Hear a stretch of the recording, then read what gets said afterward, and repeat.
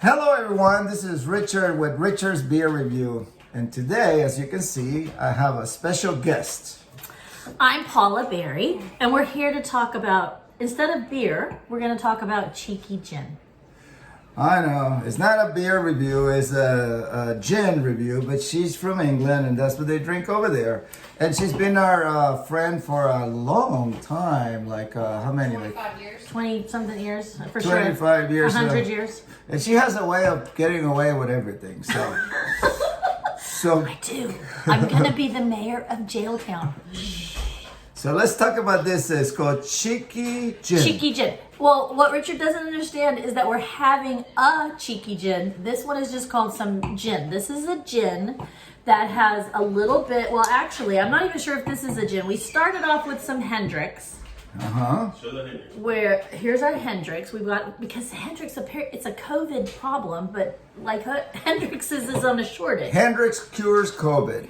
Well, Hendrix not curing COVID alone, it cures COVID with the tonic water, because the tonic water has quinine in it. Quinine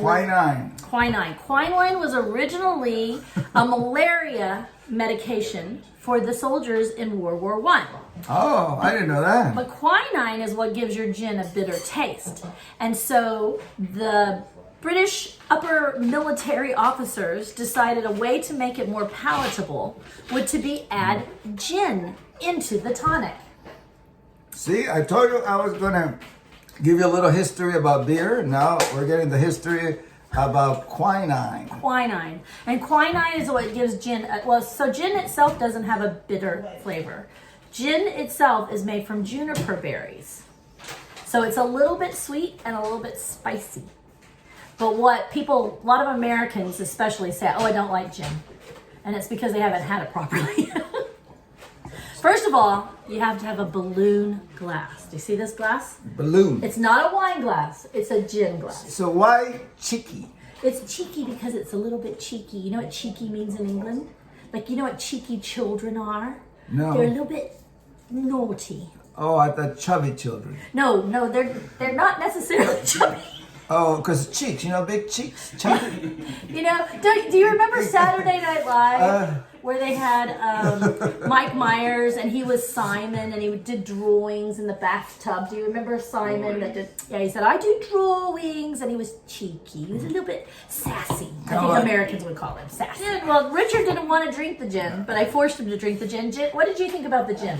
Oh, it's super refreshing. It's delicious and it doesn't taste boozy. So definitely a good drink that you can share with your wife. You'll score points with her if you give her something like this. Well, that's what the Cheeky Gin leads to getting lucky. Did you know that? Oh, you guys.